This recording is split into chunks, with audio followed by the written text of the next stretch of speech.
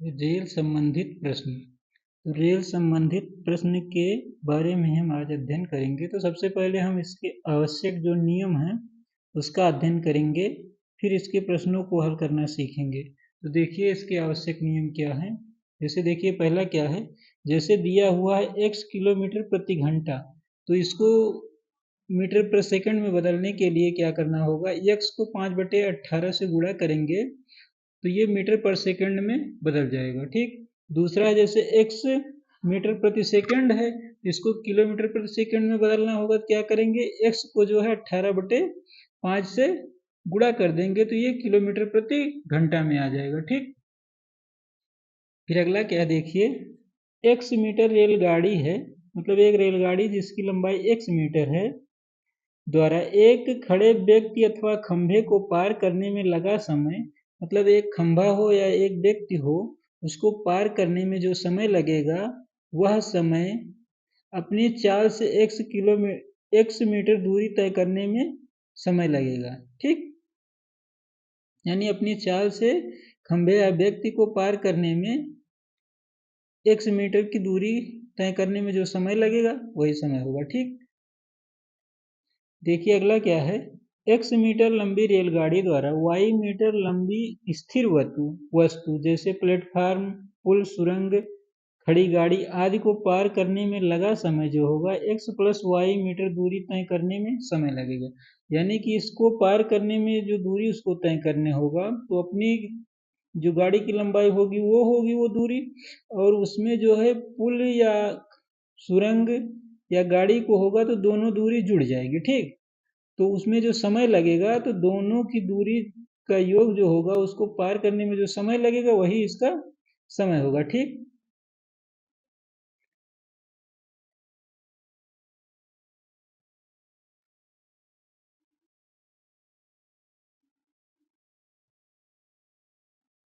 देखिए अगला क्या है, माना किसी रेलगाड़ी की चाल x किलोमीटर प्रति घंटा है तथा इसी की दिशा में कोई चलायमान वस्तु y किलोमीटर प्रति घंटा की चाल से आ रही है, तब गाड़ी की उस वस्तु के सापेक्ष चाल क्या होगी। जब गाड़ी इसी दिशा में जा रही, उसके उसी दिशा में कोई व्यक्ति भागा जा रहा है या कोई चलायमान वस्तु जा रही है, उसके सापेक्ष चाल क्या होगा, घट जाएगा। यानी क्या हो जाएगा, y माइनस x माइनस वाई किलोमीटर प्रति घंटा हो जाएगा। ठीक,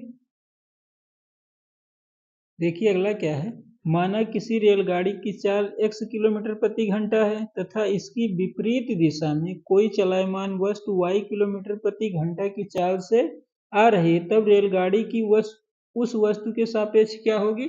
जब उसकी विपरीत दिशा से आएगी तो उसकी चाल और रेलगाड़ी की चाल जुड़ जाएगी सापेक्ष चाल में, तो क्या हो जाएगी, x + y किलोमीटर प्रति घंटा हो जाएगा। ठीक, देखिए अगला क्या है, माना a मीटर लंबी रेलगाड़ी x मीटर पर सेकंड की चाल से जा रही है तथा b मीटर लंबी रेलगाड़ी उसी की दिशा में समांतर पटरी पर y मीटर पर सेकंड की गति से जा रही है, तब तेज रेलगाड़ी द्वारा गाड़ी को पार करने में लगा समय क्या होगा। तो दोनों रेलगाड़ियों का दूरी जो होगी, लंबाई, वो जुड़ जाएगी तो क्या हो जाएगा, a + b हो जाएगा।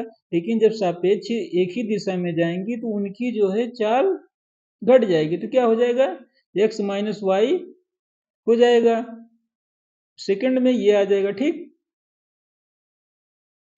देखिए अगला है, माना a मीटर लंबी रेलगाड़ी x मीटर पर सेकंड की चाल से जा रही है तथा b मीटर लंबी रेलगाड़ी इसकी विपरीत दिशा में y मीटर पर सेकंड की गति से जा रही है, तब इन गाड़ियों द्वारा एक दूसरे को पार करने में समय क्या लगेगा।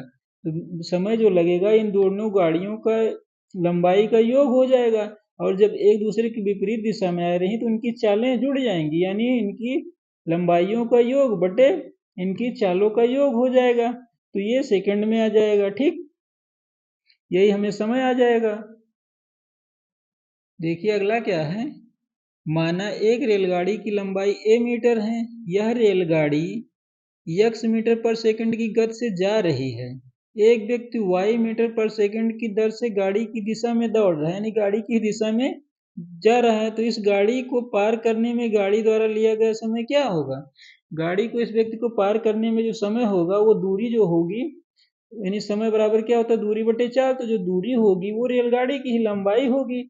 और जब एक ही, और चाल क्या होगी, चाल जो होगा उनका ये घट जाएगा, क्योंकि एक ही दिशा में जा रहे हैं ना, तो क्या हो जाएगा, a बटे एक्स माइनस वाई सेकेंड हो जाएगा। ठीक, देखिए फिर अगला क्या कह रहा है। माना एक रेलगाड़ी की लंबाई a मीटर है, यह रेलगाड़ी x मीटर पर सेकंड की गति से जा रही है। एक व्यक्ति y मीटर पर सेकंड की दर से गाड़ी की विपरीत दिशा में दौड़ रहा है, तो इस व्यक्ति को पार करने में गाड़ी द्वारा लिया गया समय क्या होगा? गाड़ी द्वारा जो समय होता है क्या होता है, समय बराबर दूरी बटे चाल होता है।